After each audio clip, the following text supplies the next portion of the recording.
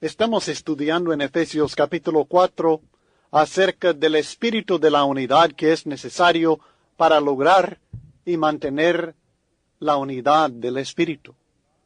La unidad doctrinal requiere que nosotros tengamos primeramente una actitud de vida. Y estamos considerando ahora el espíritu de la mansedumbre y su actitud hacia el hombre. En Proverbios capítulo 16 y el versículo 32, la Biblia dice: Mejor es el que tarde en airarse que el fuerte, y el que se enseñorea de su espíritu que el que toma una ciudad. Estamos considerando el hecho que la mansedumbre es la fuerza controlada, la fuerza bajo control. Y en este caso, en nuestra reacción a otras personas en situaciones que pudieran provocarnos a ira. El que tarda en airarse es mejor que el fuerte. El que se enseñorea, el que tiene dominio sobre su espíritu, el que tiene su espíritu y su ánimo bajo control, el control de su propia voluntad espiritual, el control del Espíritu Santo de Dios. Este hombre es mejor, es más fuerte, es más poderoso que aquel que toma una ciudad. El manso controla su ira, y no creo que sea difícil entender la importancia que esto tiene para mantener la unidad en la iglesia. Cuando hay diferentes puntos de vista en cuanto a diferentes doctrinas o puntos de práctica de la iglesia del Señor, naturalmente vamos a enojarnos a veces, pero es necesario poder controlar estas expresiones de enojo o ira. Si no, no podremos nunca llegar a un acuerdo y llegar a tener la unidad que Dios desea que nosotros tengamos. Porque como el mismo Nuevo Testamento nos enseña, en Santiago capítulo 1, comenzando en el versículo 19, debemos ser prontos para oír, tardos para hablar y tardos para airarnos, porque la ira del hombre no obra la justicia de Dios. No es suficiente tener razón en cuanto al punto de doctrina que está enseñando. Es necesario en el debate, en la discusión que uno tiene con otros hermanos, en tratar de llegar a un acuerdo, es necesario obrar la justicia de Dios y la ira del hombre sencillamente no lo hace. Muchas veces no logramos la unidad, aun cuando estamos tratando de corregir a un hermano que está en algún error o que ha cometido algún pecado o está enseñando una enseñanza, una doctrina errada. No logramos lo que deseamos, no logramos la meta que tenemos en mente, ni la que tiene Dios en mente, porque no sabemos corregir a las personas con mansedumbre. Al contrario, nosotros resultamos siendo contenciosos con aquellos que están en el error. Y es cierto que debemos contender por la fe, pero no debemos ser contenciosos, sino como enseña 2 Timoteo capítulo 2, versículos 24 al 26.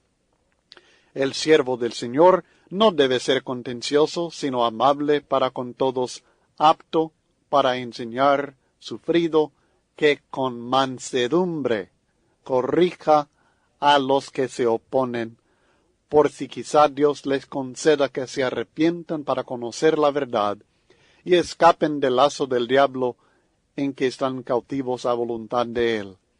Que con mansedumbre corrija, que con mansedumbre aprendamos a corregir, hermanos, con nuestra fuerza, bajo el dominio del Espíritu de Dios, no todo descontrolados, no todo enojados, no todo jactanciosos, sino con mansedumbre. Encontramos la misma recomendación en Gálatas capítulo 6, cuando estamos restaurando a un hermano, en el versículo 1. Hermanos, si alguno fuere sorprendido en alguna falta, Vosotros que sois espirituales, restauradle con espíritu de mansedumbre, considerándote a ti mismo, no sea que tú también seas tentado. Este es el espíritu necesario para guardar la unidad en la iglesia. Si no somos mansos, el hecho de tener razón en el argumento que estamos presentando, el hecho de estar equivocado a aquel hermano que estamos corrigiendo, no ayudará para que tengamos unidad. Lo que ayudará es que tengamos el espíritu debido de mansedumbre y de humildad, y así podremos nosotros ayudar a aquellos que están en el error. Luego pasamos al tercer punto en este espíritu de la unidad, y es el soportarse con paciencia los unos a los otros. El texto dice en Efesios capítulo 4 y el versículo 2, soportándoos con paciencia los unos a los otros en amor. Hay y siempre habrá en la iglesia del Señor personas que tienen tendencias y costumbres y hábitos que a nosotros nos molestan. Habrá siempre en el pueblo de Dios conflicto debido al hecho de que somos diferentes, como hemos estudiado en lecciones anteriores. La recomendación, la exhortación de las Escrituras en Colosenses capítulo 3 y el versículo 13 es: soportándoos unos a otros y perdonándoos unos a otros, si alguno tuviere queja contra otro, de la manera que Cristo os perdonó, así también hacedlo vosotros. Es necesario que nosotros aprendamos a soportar, a perdonar aquellas cosas que a nosotros nos molestan. Usted quizás tenga queja legítima contra su hermano, pero si desea lograr la unidad con él, es necesario que perdone, es necesario que soporte. Esto es el espíritu de la unidad, es el espíritu que tendremos que tener. De otra manera, nunca lograremos la unidad sencillamente en base a enseñar y estudiar doctrina. Es necesario para que esta doctrina sea aceptada y corrijamos los errores que hay y sepamos llegar a un acuerdo unos con otros, es necesario sabernos tratar unos a otros, y esto es con paciencia, soportándonos. Y si se pregunta por qué he de soportar a uno que ha cometido una maldad, es porque Cristo también nos soporta a nosotros y porque es su hermano. Mirad que ninguno pague a otro mal por mal, antes seguid siempre lo bueno unos para con otros y para con todos. Primera Tesalonicenses capítulo 5 y el versículo 15.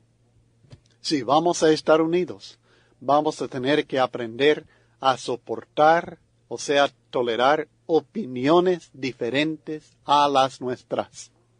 Esto es esencial y estaremos estudiando más acerca de las opiniones más enseguida en esta lección.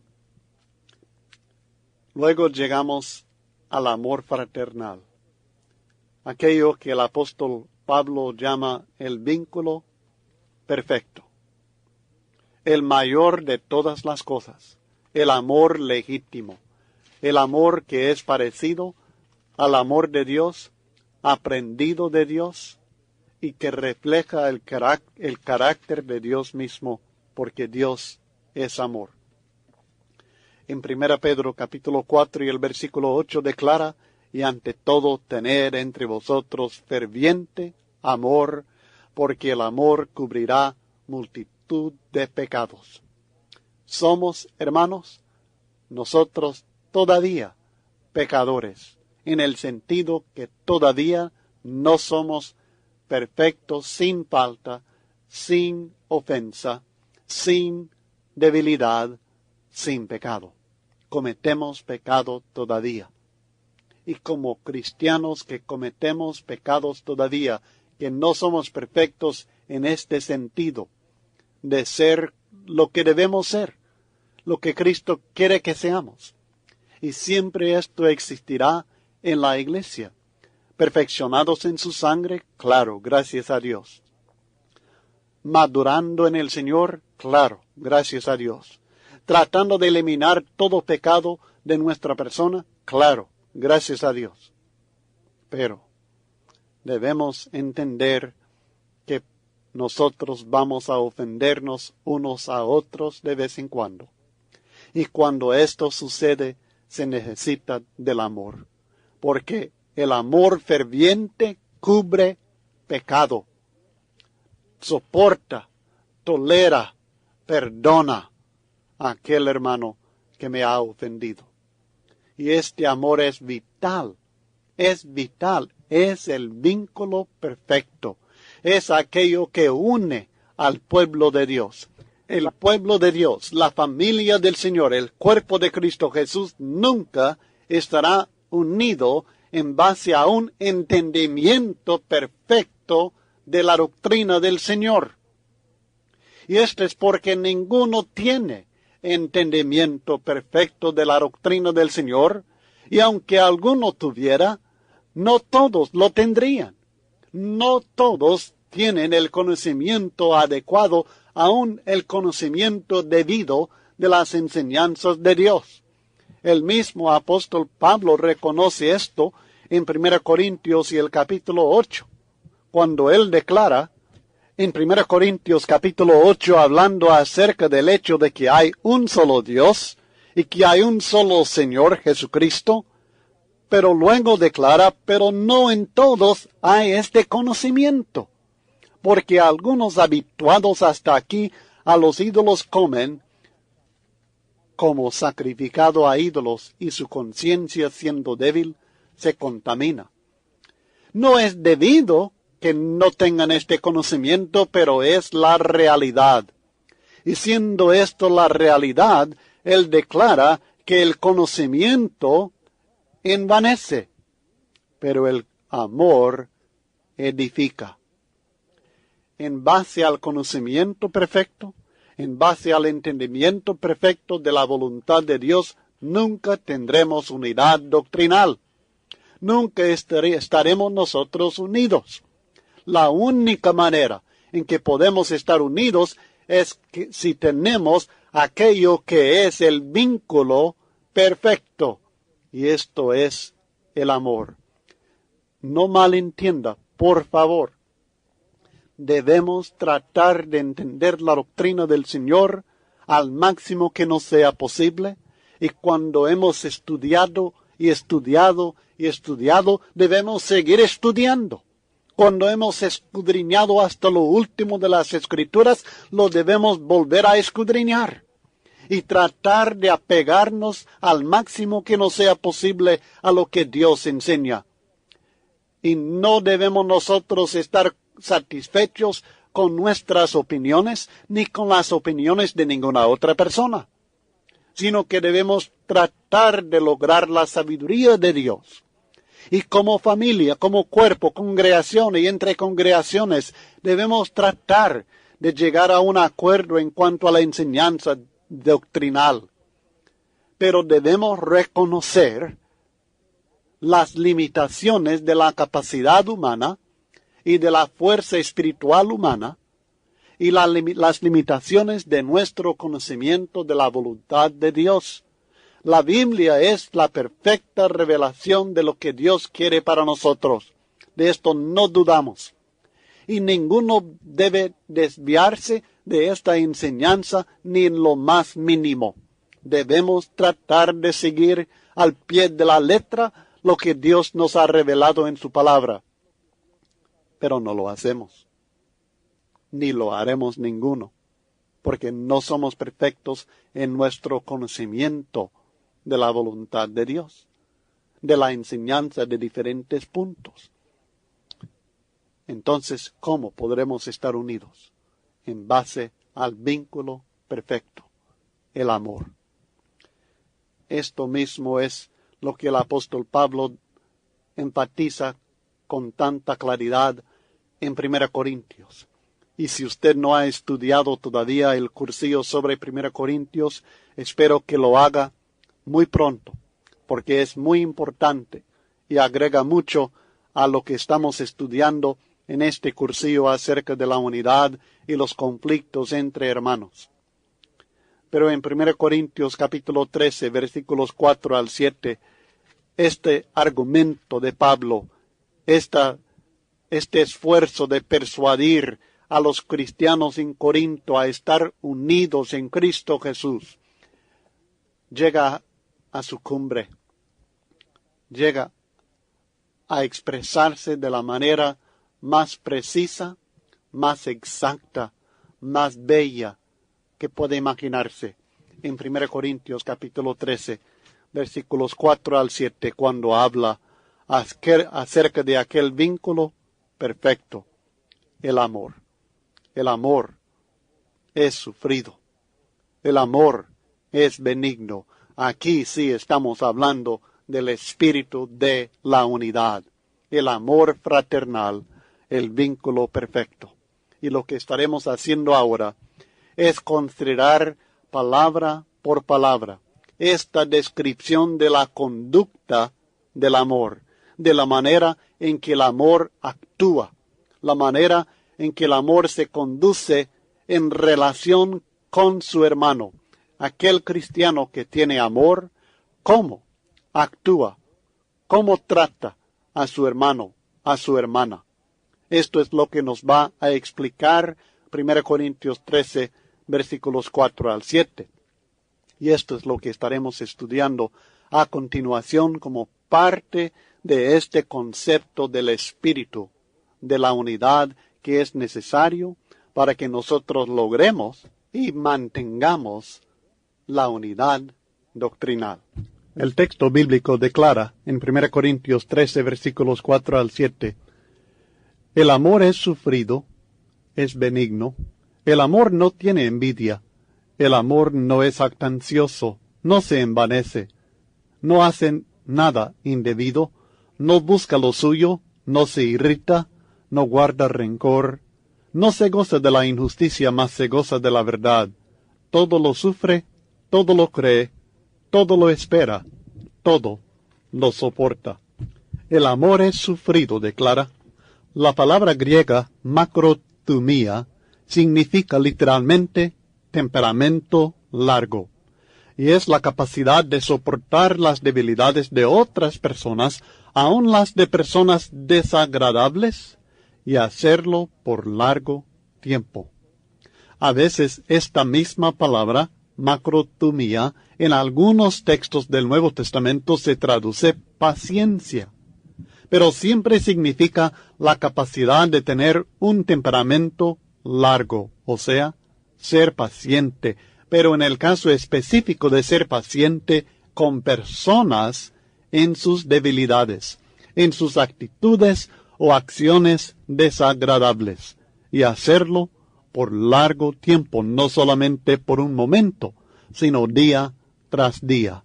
Tener paciencia. El amor es sufrido. Y esto, por supuesto, es un elemento muy importante para lograr la unidad en el pueblo de Dios.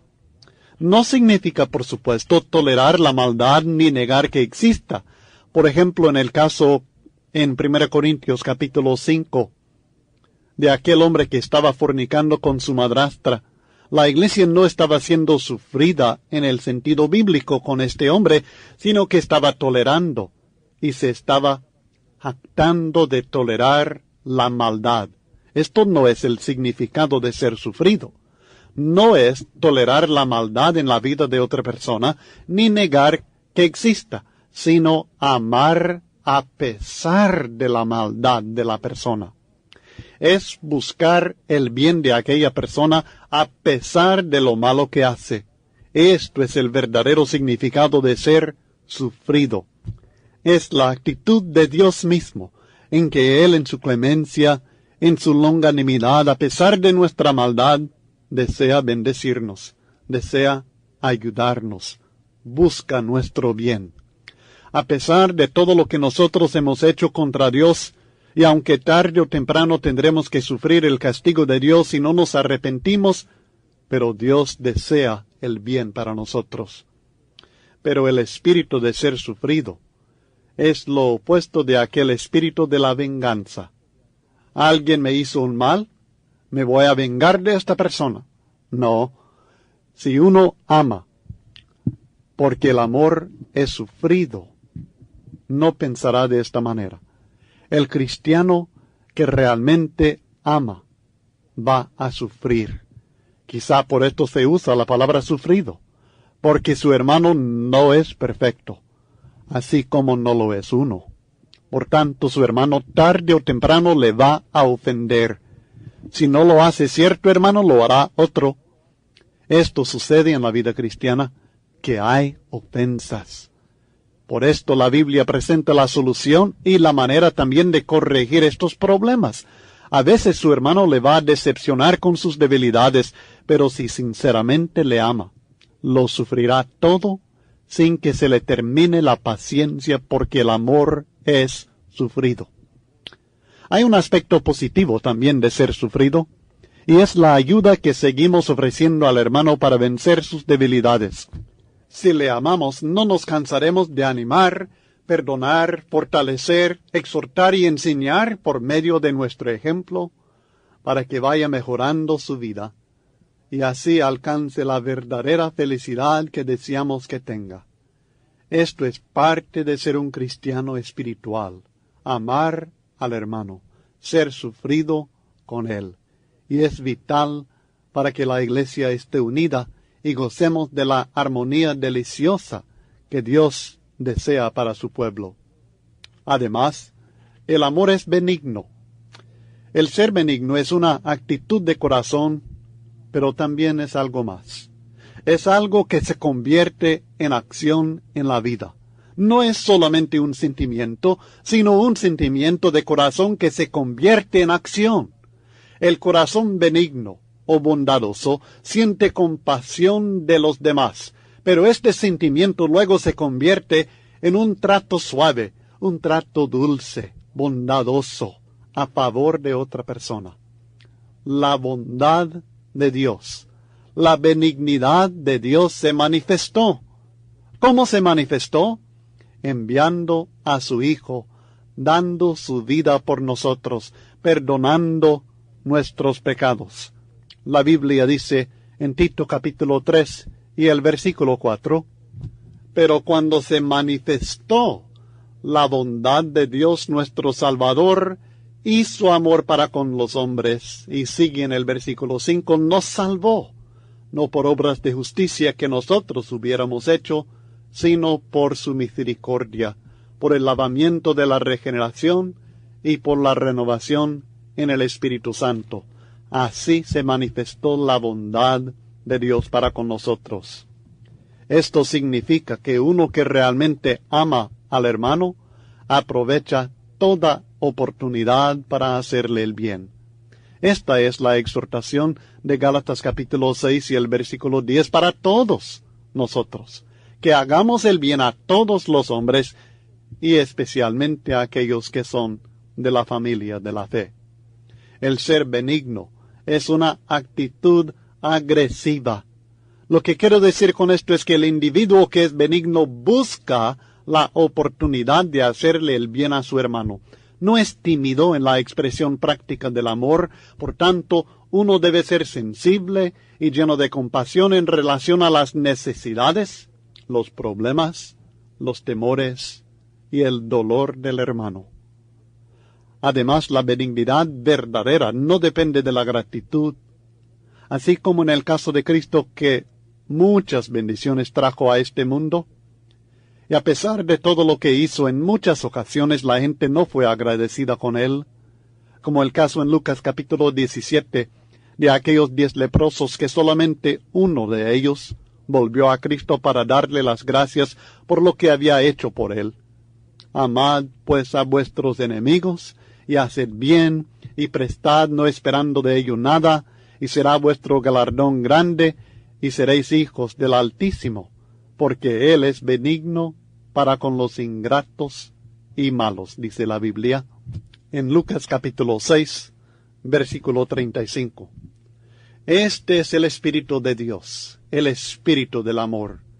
Y es todo lo opuesto de lo que uno encuentra cuando estudia el caso de los corintios, en los litigios que tenían unos contra otros, el defraudar al hermano en el capítulo 6, y también en cuanto a la cena del Señor en el capítulo 11, y la actitud egoísta que manifestaban en la cena.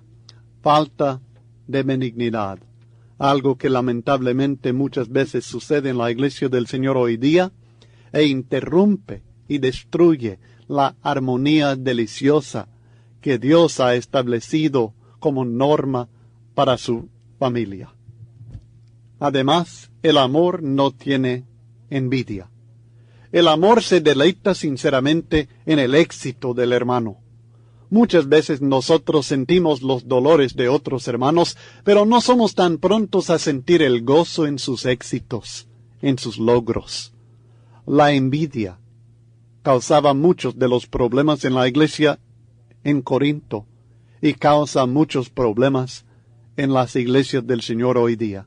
Los corintios envidiaban unos de otros, pero uno que ama no tiene envidia de los talentos ni la popularidad de determinado hermano. Al contrario, se goza en lo que está logrando el hermano. Se goza en las bendiciones que Dios está dando al pueblo de Dios por medio de otro cristiano. Esto causa todavía muchos problemas en la iglesia del Señor. Nosotros, especialmente los predicadores, creo que somos los que padecemos más de este mal, de la envidia de otros predicadores.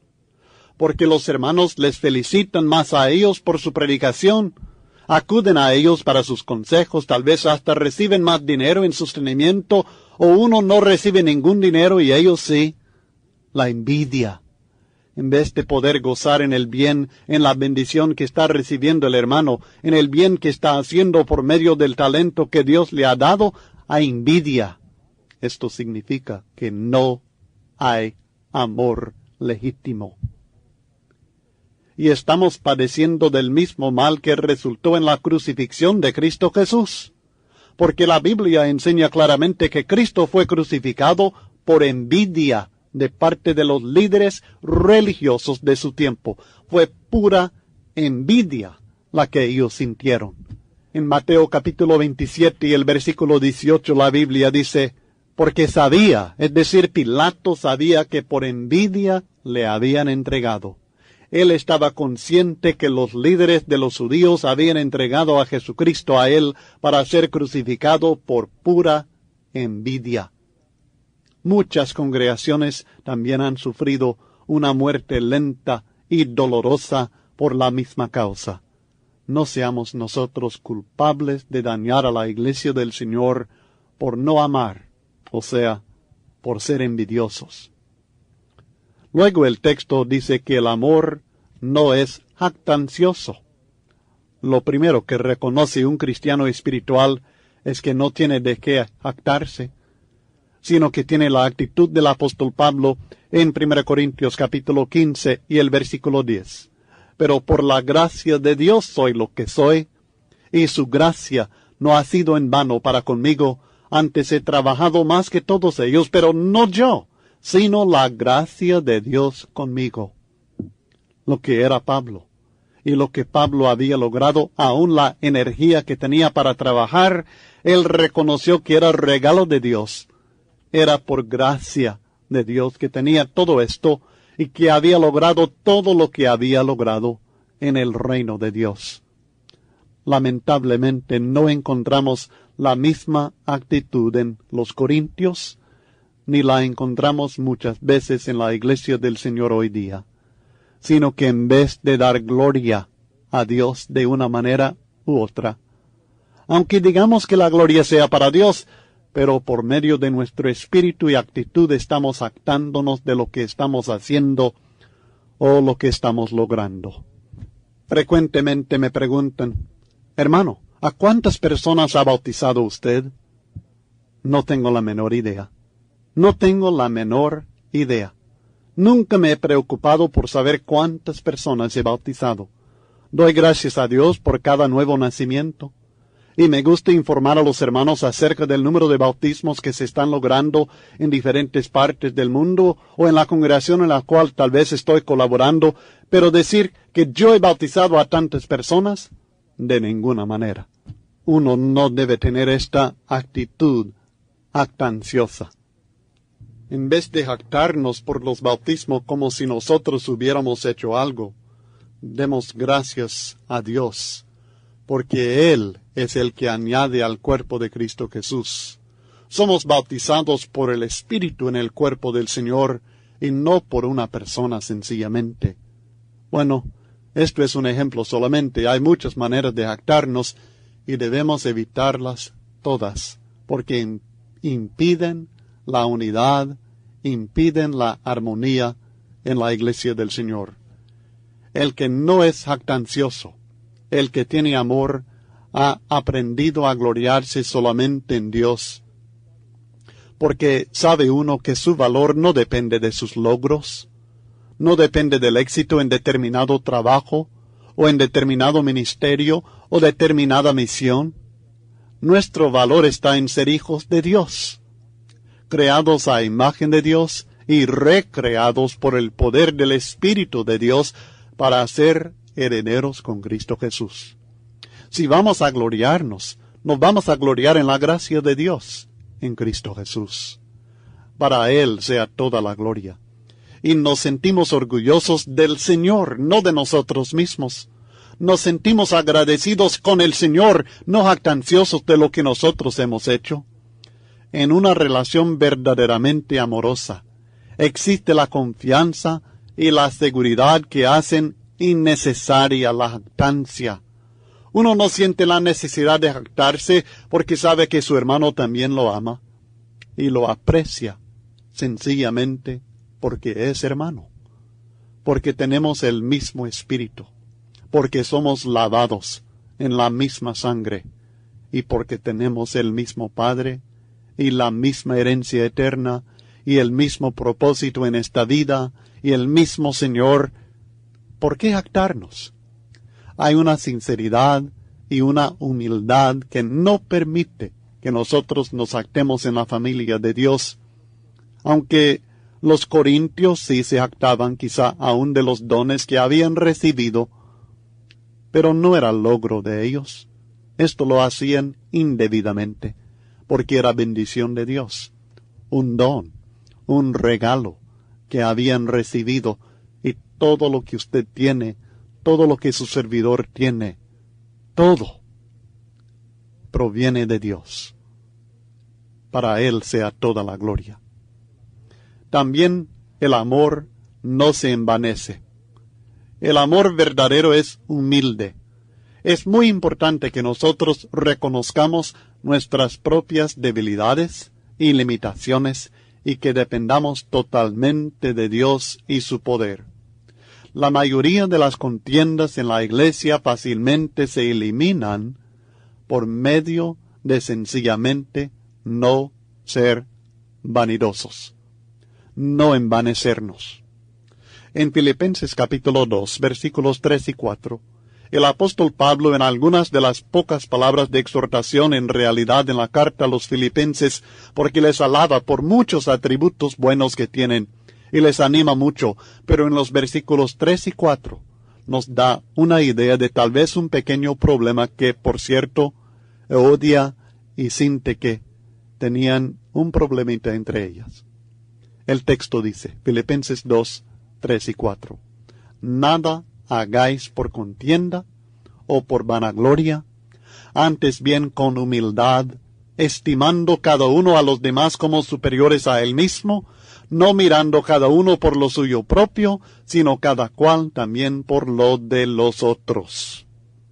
Que Dios nos ayude a tener este espíritu legítimo de amor y de no hacer nada por vanagloria, sino de humillarnos y reconocer a los demás como superiores a uno mismo, reconocer la importancia, el valor de otras almas, no estarse envaneciendo en su propia importancia. aunque esta faceta del amor no es actitud ni conducta natural del hombre, es todo lo contrario, pero es algo que nosotros podemos aprender de Cristo. Es algo que por medio de la gracia de Dios se puede lograr. Es algo que como fruto del Espíritu Santo podemos alcanzar. Por medio de la gracia de Dios, el machismo natural que existe en nosotros puede ser reemplazado por la humildad espiritual del amor. Pero es importante que reconozcamos que existe en nosotros esta tendencia natural. Existe en la mayoría de los hombres esa tendencia machista de creerse más importante, más poderoso, más inteligente, de más valor y así sucesivamente. El envanecerse, sencillamente. Y debemos reconocer que necesitamos ayuda especial de Dios, de la gracia de Dios, del poder del Espíritu Santo para lograr reemplazar esto con humildad sincera espiritual, o sea, con el amor, que es todo lo contrario de lo que encontramos tanto en la iglesia en Corinto como también en muchas congregaciones modernas. El texto también declara que el amor no hace nada indebido. Esta palabra indebido es muy interesante. Es del griego askemonai. Significa literalmente sin esquema. Tal vez noten la palabra griega skemo. Es la palabra que nosotros usamos, esquema. Y la a significa sin. Es sin esquema. Se refiere no tanto a lo interno, sino más bien a la expresión externa de su carácter. Hemos considerado diferentes actitudes en el corazón de la persona que resultan en cierta conducta de parte del amor. Pero aquí el no hacer nada indebido se refiere a la expresión externa de su carácter, de no ser sin esquema. Por ejemplo, el cristiano amoroso no solamente dice la verdad, sino que también expresa esta verdad con tacto, buscando la mejor manera para no avergonzar a nadie y para que sea aceptada. A veces decimos, te lo digo porque te amo, pero ¿cómo se lo decimos? ¿Se lo decimos con amor?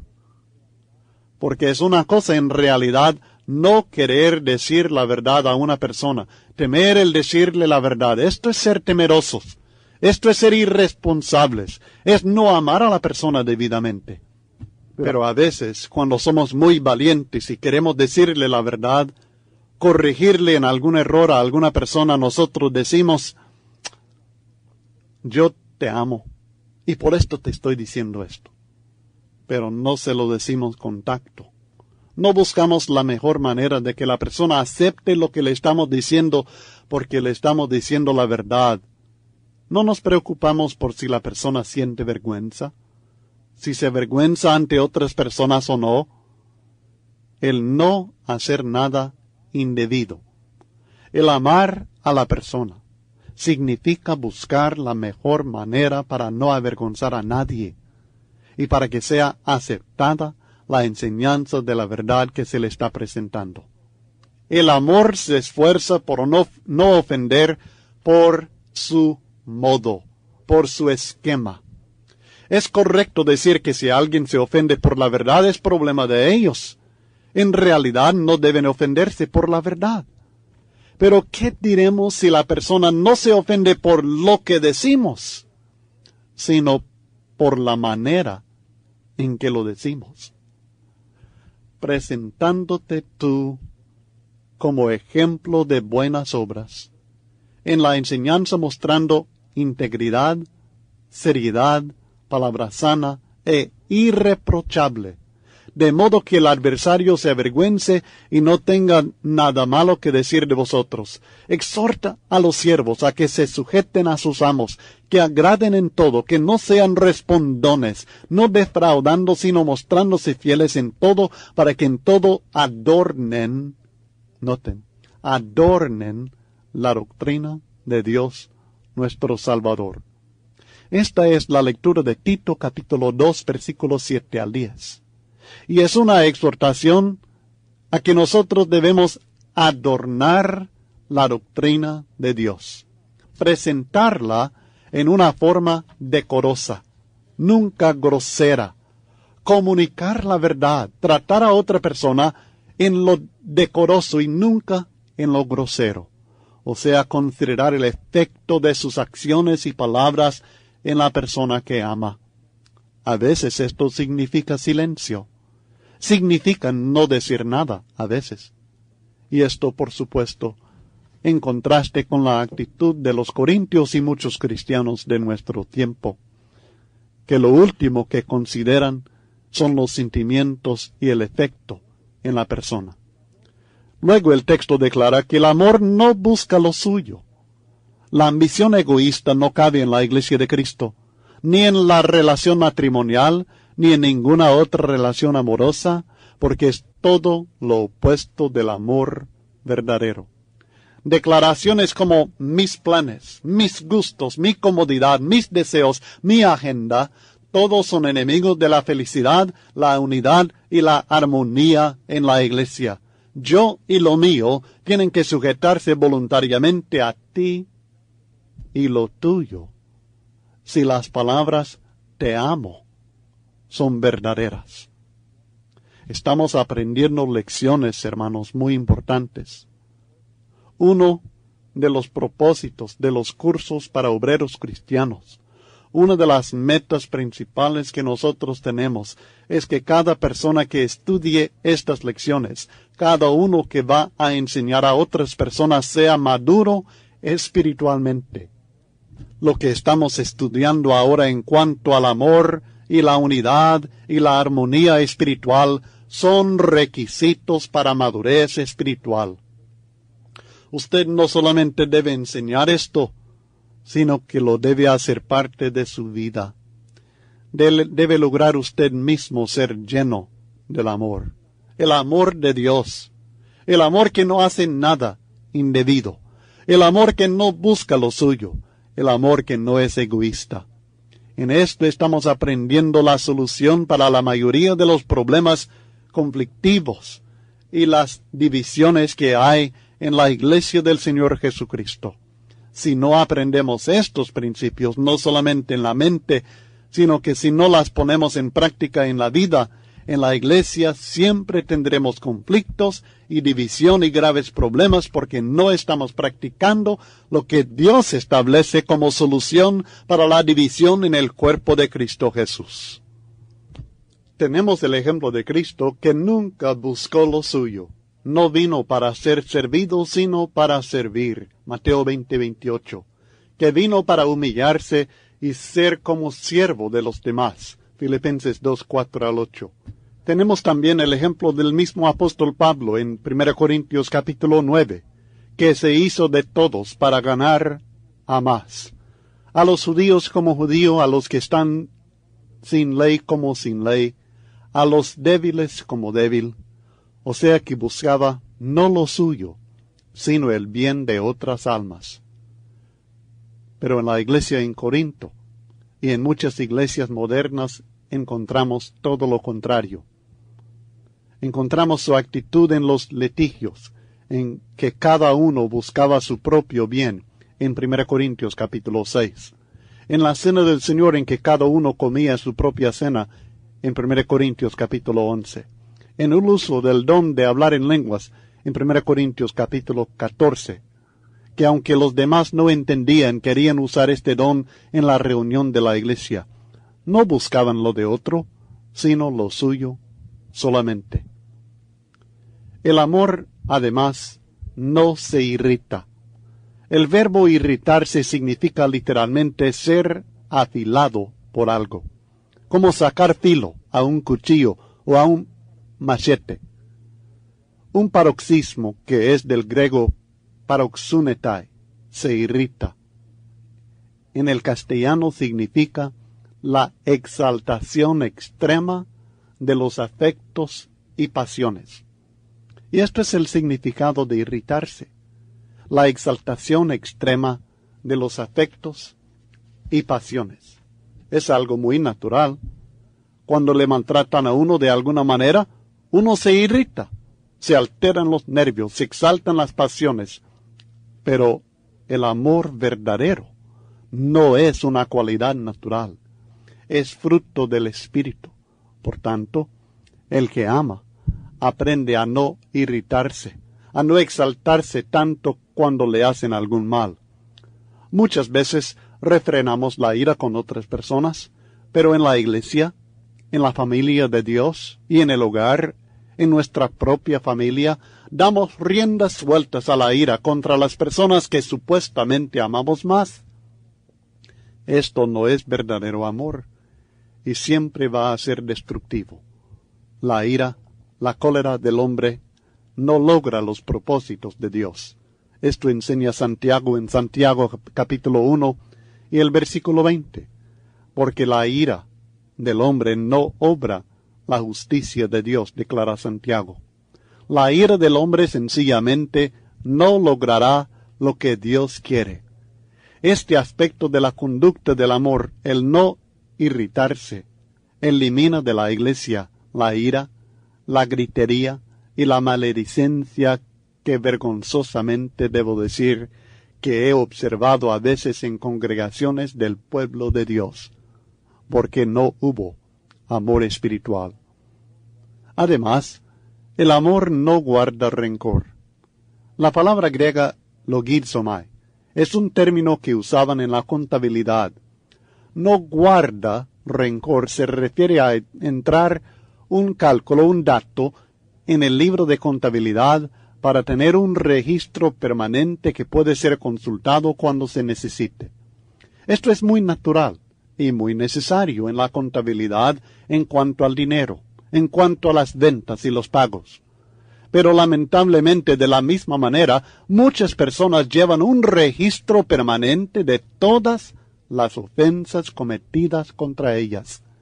Y en el momento que consideren necesario, sacan el registro y traen a memoria y a cuentas el mal, la ofensa que le hicieron hace 1 año, hace 10 años y a veces hace hasta 40 años.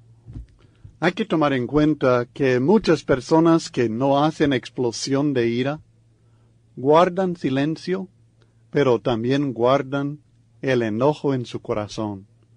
Aparentemente tienen sus emociones bien dominadas y muchas veces nos impresionamos de estas personas que tienen el ánimo tan dominado, aparentemente, pero en realidad por dentro están hirviendo con el resentimiento.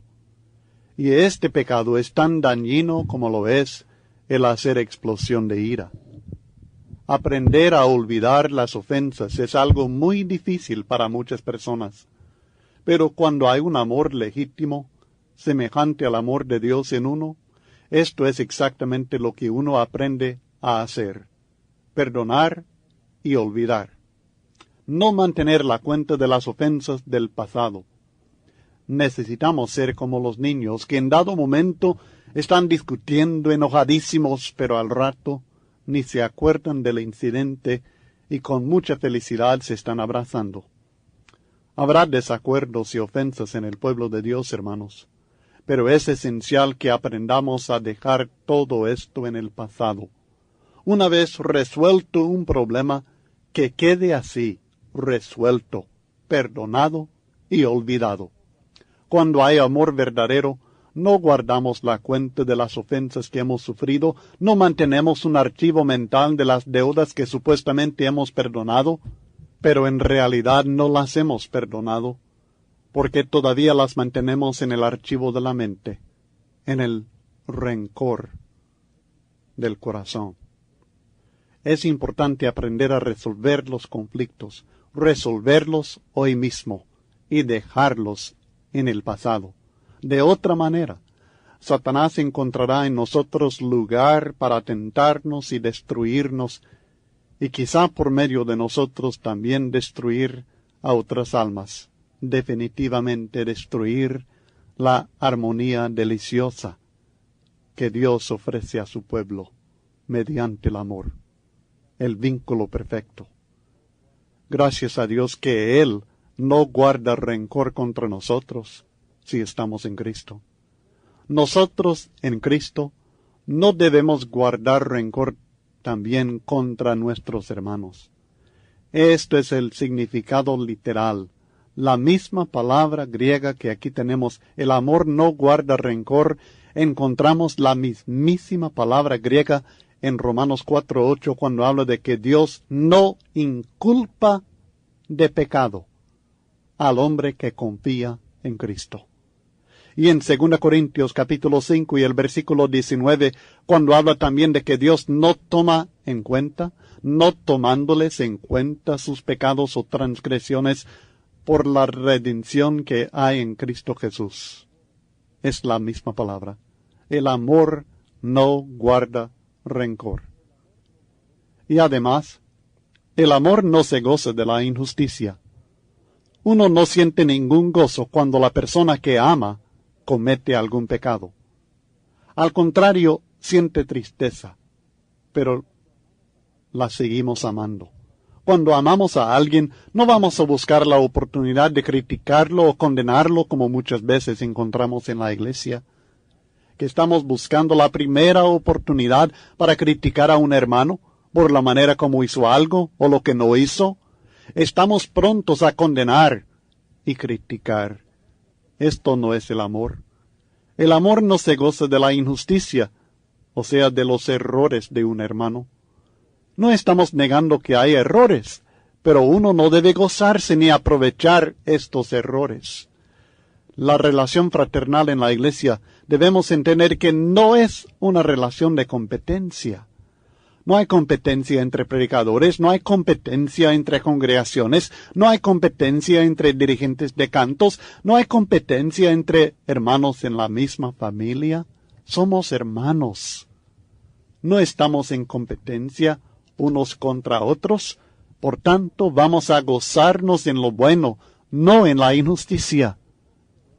Esto incluye la idea también de no creer los rumores ni participar en propagarlos, o sea, no ser chismoso. El amor no es chismoso. Sencillamente puesto, no lo es. No encuentra un gusto, un gozo, en saber de alguna iniquidad, alguna falta de un hermano o una hermana y empezar a contarla a otra persona. Eso de ser chismoso, hermanos, es pecado. Es no amar al hermano ni a la familia de Dios. Debemos comprender que nunca nos favorece que algo malo suceda en la vida de nuestros hermanos. En vez de gozarse en la injusticia, el texto enseña que el amor se goza de la verdad. Si realmente amamos a una persona, no negaremos la verdad acerca de ella, aun cuando se trata de sus debilidades y errores. Porque la confianza es una base fundamental de la comunión cristiana. No puede haber confianza a menos que siempre hablemos la verdad unos con otros, aun cuando nos duela. La verdad es esencial para el éxito en la iglesia. Pablo les pregunta a los Gálatas cuando les está corrigiendo en alguno de sus errores: ¿me he hecho, pues, vuestro enemigo por deciros la verdad? Gálatas 4:16. La respuesta clara es no. No se ha hecho enemigo de ellos por decirles la verdad. Ni nosotros no nos debemos hacer enemigos unos de otros en la iglesia cuando decimos la verdad, con amor, por supuesto. Una comunicación abierta y franca entre hermanos es muy importante. Claro que vamos a encontrar el foro adecuado, el momento adecuado para corregir al hermano o para hablar cosas francas y abiertas. Esto no se hace en la calle, no se hace en lo público, no se hace en presencia de incrédulos, pero si uno realmente ama al hermano, sentirá gozo en cuanto vaya conociendo más y más acerca de su vida. Se gozará en la verdad acerca de su hermano y habrá una comunicación abierta y franca, así como en el matrimonio. Esto también incluye el concepto de la verdad de Dios. Si amamos a otra persona, nos preocupa su relación con la verdad de Dios revelada en Cristo y su palabra, y hablaremos esta verdad divina a las personas que amamos. También el amor todo lo sufre. Esto es diferente de ser sufrido, aunque hay semejanza, pero la palabra es diferente y literalmente significa proveer techo. El amor instala un techo para proteger o cubrir a la persona que ama. Esto significa también que el amor acepta las molestias y las cargas causadas por la persona que ama. Todo lo sufre. No protesta por las dificultades que surgen en su vida debido a su relación con el individuo que ama. Esto lo entendemos quizá en el hogar, pero es cierto también en la familia de Dios, en la iglesia. Cuando amamos a nuestros hermanos, entendemos que va a haber molestias, va a haber cargas, va a haber problemas. Me van a causar dificultades en mi propia vida por el hecho de ser su hermano y por tener que vivir con él como hermano en Cristo. Pero si le amo, voy a aceptar estas molestias y estas cargas y no voy a protestar por las dificultades que surgen en mi vida debido a mi relación con este hermano. Además, el amor todo lo cree. Nuevamente, esto no significa que uno cree todo cuanto le dice otra persona.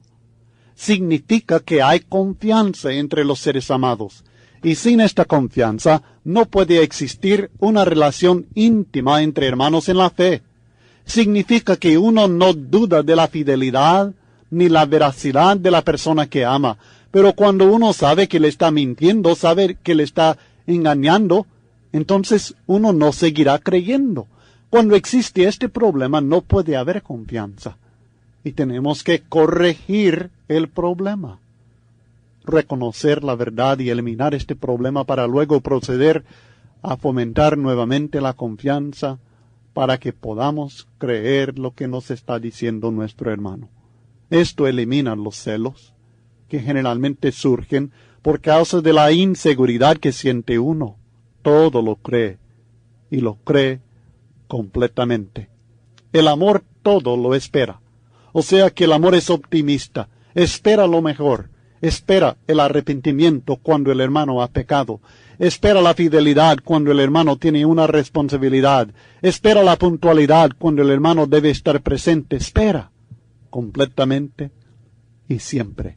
El amor todo lo soporta. La palabra griega hupomenei tiene referencia más a soportar circunstancias, pruebas o situaciones difíciles. Ya hablamos acerca de la longanimidad del amor, que el amor es sufrido, el amor es paciente. Bueno, esto es nuevamente paciencia, pero es paciencia con las circunstancias, con las pruebas de la vida, con las situaciones difíciles. Cuando uno ama, no hay carga que no estamos dispuestos a sufrir, ni límite al tiempo que lo soportaremos por una persona que realmente amamos. Como la madre con su hijo que está enfermo lo soporta, y lo soporta todo. Le causa dolor a ella, le causa desvelos a ella, quizá le causa enfermedades a ella, pero ella todo lo soporta porque ama a ese hijo. Y así debemos ser en la familia de Dios. Esto no quiere decir que sea fácil, no quiere decir que no habrá dolor, no quiere decir que no lo sentiremos, pero lo soportamos todo. Tal es la conducta del amor. Aunque algunos creerán que todo esto acerca del amor tiene poco que ver con el tema de las contiendas doctrinales, no es cierto. Las contiendas doctrinales nunca serán resueltos puramente en base a argumentos escriturales. El conocimiento envanece, pero el amor edifica. 1 Corintios 8, versículo 1. Para poder comunicar la verdad sobre determinada doctrina a mi hermano, ayuda mucho si él está convencido que lo amo. Además, si en realidad lo amo, tendré más paciencia con él mientras estudiamos las Escrituras. También en muchas ocasiones hay ofensas personales que impiden que los aspectos doctrinales del desacuerdo sean considerados honestamente. El amor me ayudará a reaccionar debidamente en estos casos, si soy el ofendido o el ofensor. En síntesis, el amor es el vínculo perfecto. Antes de seguir con el estudio, ahora puede contestar la sección de preguntas número 3 sobre las contiendas doctrinales, parte 1. Y seguiremos con el estudio de las contiendas doctrinales, parte 2,